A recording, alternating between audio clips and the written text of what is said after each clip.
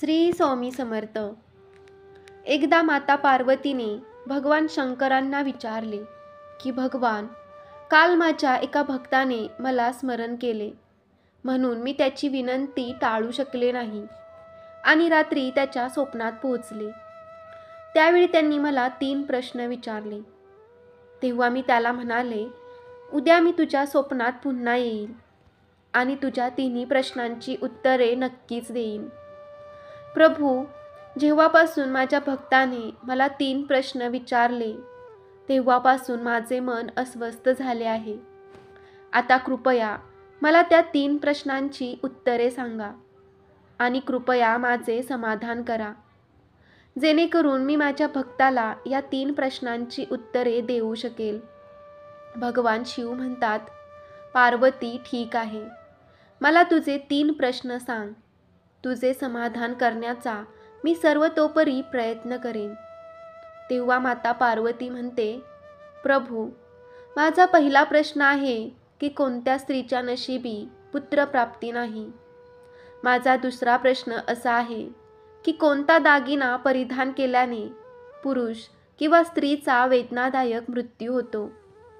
माझा तिसरा प्रश्न आहे की स्त्रीच्या कोणत्या शृंगारामुळे तिला स्वर्गात स्थान मिळते. भगवान शिव म्हणतात, पार्वती, तुझे 3ही प्रश्न खूप महत्त्वाचे आहेत. जो कोणी या 3 प्रश्नांची उत्तरे समजून घेऊन मिळालेले ज्ञान जीवनात लागू करतो, त्याला जीवनात आणि मृत्यूनंतरही स्वर्गाची प्राप्ती होते. भगवान शिव म्हणतात, पार्वती, आता मी तुला माझ्या 3 प्रश्नांची उत्तरे एका छोट्या कथेद्वारे देईल, जेणेकरून तुला व्यवस्थित समजेल. पण माझी एक अट आहे की जोपर्यंत मी ही गोष्ट सांगतो तोपर्यंत तुम्ही मनापासून ऐकत राहा. तेव्हा पार्वती म्हणाली, ठीक आहे भगवान, मी तुम्हाला वचन देते की मी कथा पूर्णपणे ऐकेन. तुम्ही कथा सुरू करा. माझी तुम्हाला विनंती आहे की कथेच्या शेवटपर्यंत सोबत राहा, कारण अर्धवट कथा ऐकल्याने नेहमी अर्धवट ज्ञान मिळते. ते आयुष्यात कधीच उपयोगी पडत नाही. तर कथेला सुरुवात करूया. भगवान शिव म्हणतात, पार्वती, पर्वताच्या पायथ्याशी एक छोटेसे गाव होते. त्या गावाच्या प्रमुखाला 2 मुलगे होते. मुलांचे लग्न झाले होते. गावाच्या प्रमुखाची बायको आणि मोठ्या मुलाची बायको दोघीही दुष्ट स्वभावाच्या होत्या. प्रमुखाच्या पत्नीचे आपल्या मोठ्या सुनेवर खूप प्रेम होते, पण धाकट्या मुलाची बायको अतिशय चांगल्या स्वभावाची होती आणि ती एक धार्मिक स्त्री होती आणि घरची सर्व कामे एकटीच करत असे. असे असतानाही प्रमुखाची पत्नी आणि त्याच्या मोठ्या मुलाची बायको नेहमी धाकट्या सुनेचा अपमान करत.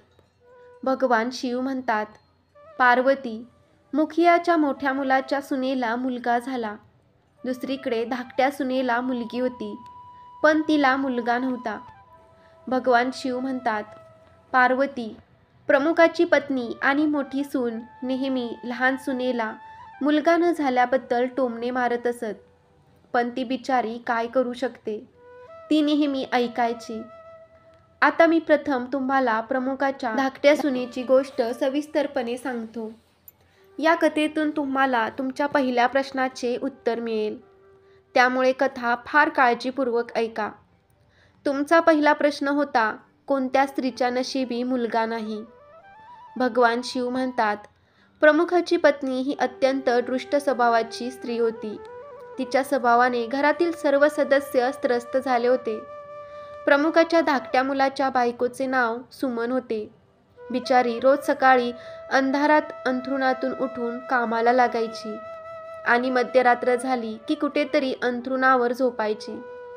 असे करूनही सुमन प्रमुखाच्या बायकोच्या डोळ्यात नेहमी खटकत असे. आता एके दिवशी सकाळी सुमन झाडू लागली होती. तिथं प्रमुखाची बायको आली आणि म्हणाली, तुझ्या हातात जीव नाही का? हात पटकन चालव. मी मंदिरात जात आहे. मी येईपर्यंत जेवण तयार ठेव. मी येताच जेवणार आहे. आणि अन्नाचा एक दाणाही वाया जाणार नाही याची काळजी घे. देव म्हणतो, बिचारी सुमन काय म्हणेल. ती शांतपणे ऐकत राहिली आणि तिच्याशी सहमत होऊन तिने होकारार्थी मान हलवली. देव म्हणतो, पार्वती. मग घर साफ करून सुमन लगेच स्वयंपाक करू लागली. स्वयंपाक करताना ती विचार करत होती, क्षणभरही सुटकेचा श्वास घेता येत नाही आणि आमच्या सासूबाई प्रत्येक कामात दोष शोधत राहतात. त्यांचे टोमणे मारण्याची सवय कधी जाईल कुणास ठाऊक. भगवान शिव म्हणतात, पार्वती. सुमन अन्न शिजवत असताना बाहेरून दरवाजा ठोठवण्याचा आवाज आला. तर सुमनला वाटलं जेवण आत्ताच बनवले, सासू लवकर परतल्यासारखं वाटतं.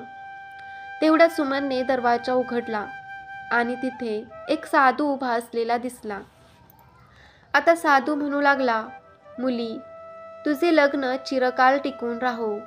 बाबांना थोडे अन्न दे, मला खूप भूक लागली आहे. भगवान शिव म्हणतात, पार्वती. सुमन ही अतिशय साधी आणि सुसंस्कृत स्त्री होती. तिने साधू महाराजांना भोजन देण्याचा विचार केला. पण सासूबाई आल्या तर त्या काय म्हणतील असा विचार करू लागली. मग थोडा वेळ विचार करून तिनं संन्यासीला जेवायला द्यायला सांगितलं. आणि त्याच वेळी सुमन मनात म्हणाली, सासूबाईंना कशाला घाबरू. सासूबाई येऊन मला काही विचारले तर मी माझ्या वाट्याचे अन्न देत असल्याचं सांगेन. भगवान शिव म्हणतात, पार्वती. मग असा विचार करून सुमन भिक्षूला आत घेऊन गेली आणि अतिथी धर्माचे पालन करू लागली. साधू जेवण करत असताना सुमनच्या सासूबाई आल्या आणि घरात बसलेल्या साधूला पाहून त्यांचा राग एकदम गगनाला भिडला आणि अचानक ती सुमनला म्हणाली, आपण घरामध्ये भंडारा किंवा लंगर चालवत नाही. आहो भिकारी, निघा इथून.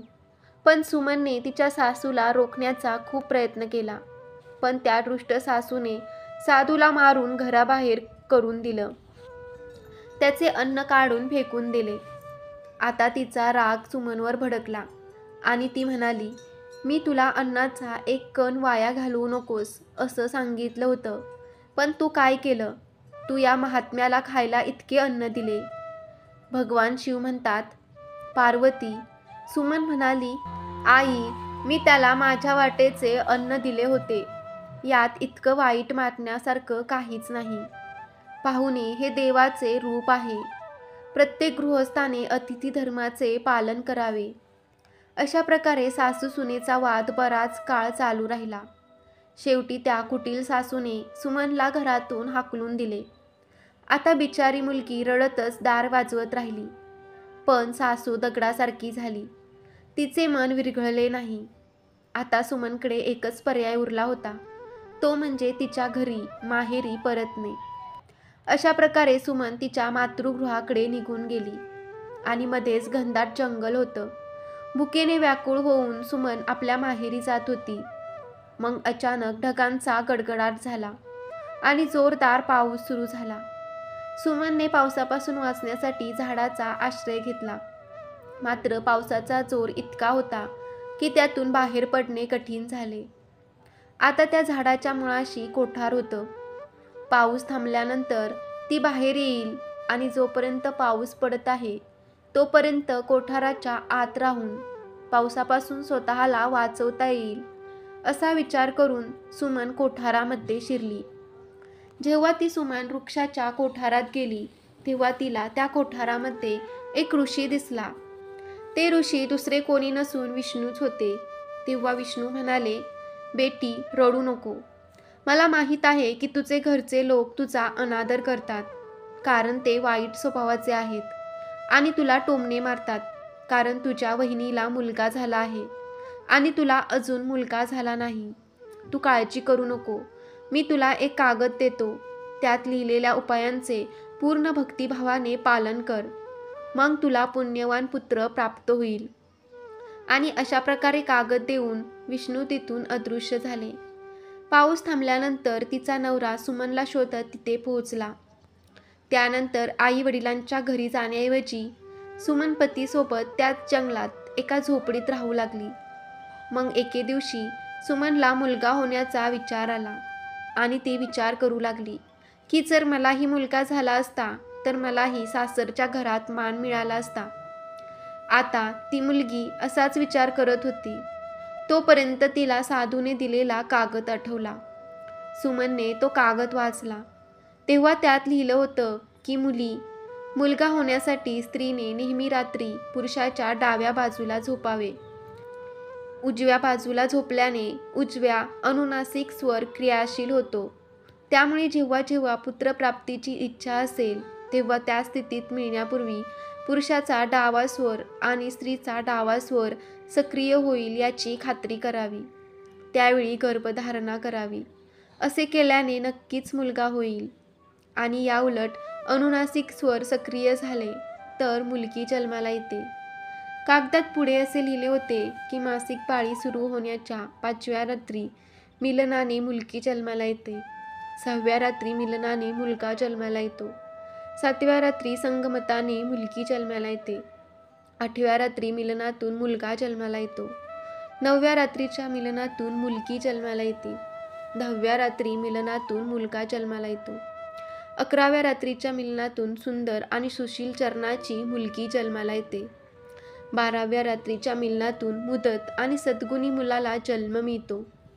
13व्या रात्रीच्या मिलनातून संपन्न करण्याचा जन्म होतो आणि 14व्या रात्रीच्या मिलनातून सगुणी आणि बलवान पुत्र होतो. 15व्या रात्रीच्या मिलनातून लक्ष्मी स्वरूपात कलेला जन्म मिळतो. 16व्या रात्री सडकून जन्म मिळतो. 16व्या रात्री सरकून संपन्न पुत्ररत्न प्राप्त होते. अशा प्रकारे 16व्या रात्री सुमनने आपल्या पतीशी एकरूप होऊन गर्भधारणा केली.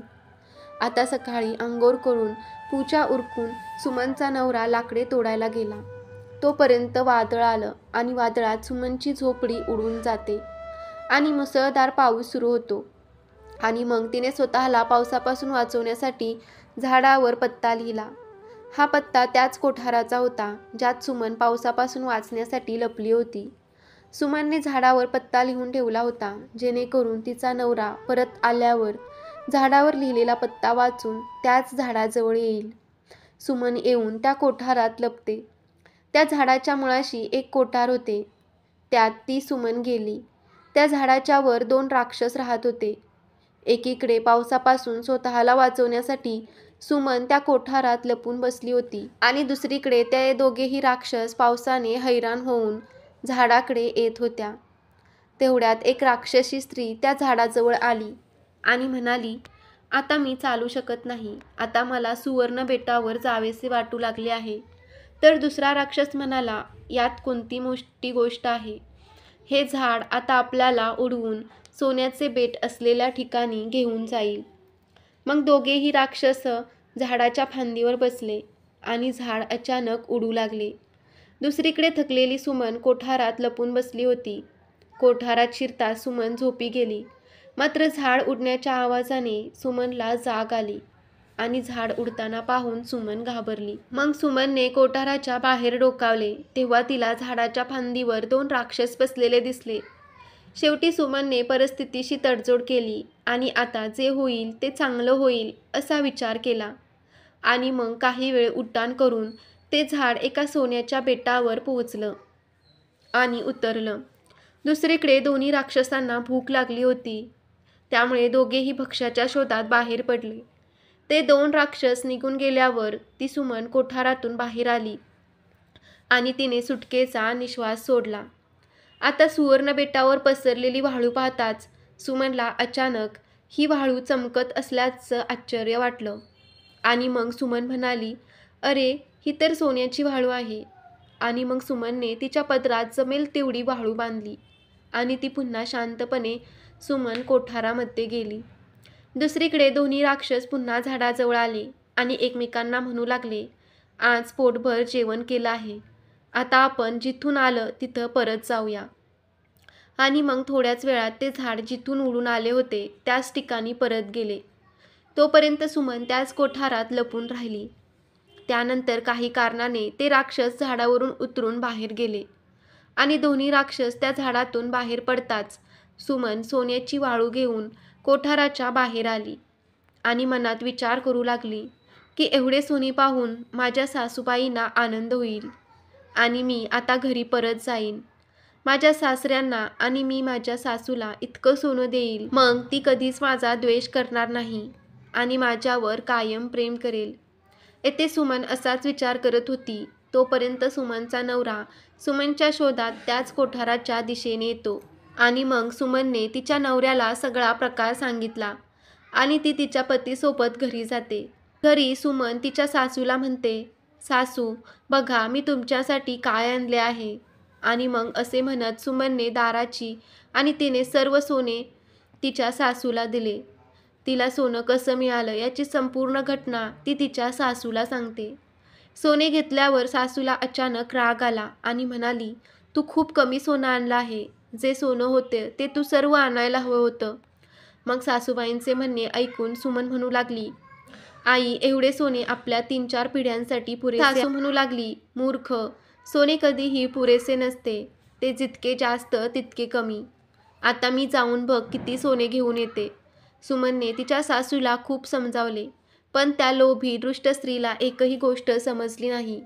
सुमनने सांगितलेली एकही गोष्ट तिनं ऐकली नाही आणि जाऊन त्याच झाडाच्या कोठारात जाऊन बसली. दुसरीकडे ती राक्षसी झाडावर येताच झाड अचानक उडू लागले. इकडे झाड उडत होते. दुसरीकडे सुमनच्या त्या सासूच्या मनात खूप आनंद होत होता की आज मी एकाच वेळी खूप सोने गोळा करेल. तेव्हा दोन्ही राक्षस म्हणतात, आज सोन्याच्या बेटावर जायचं नाही तर मत्स्य बेटाकडे जाऊ. आज मला मासे खावेसे वाटत आहे. आणि मग राक्षसांनी मासे खाण्याचे ठरवतात. ते झाड मत्स्यद्वीपाकडे उडून गेले. राक्षसांचे बोलणे ऐकून कोठारात बसलेल्या स्वतःवर नियंत्रण ठेवता आले नाही आणि ती अचानक म्हणाली, तू सोन्याच्या बेटावर का जात नाही? सोन्याच्या बेटावर चला आता.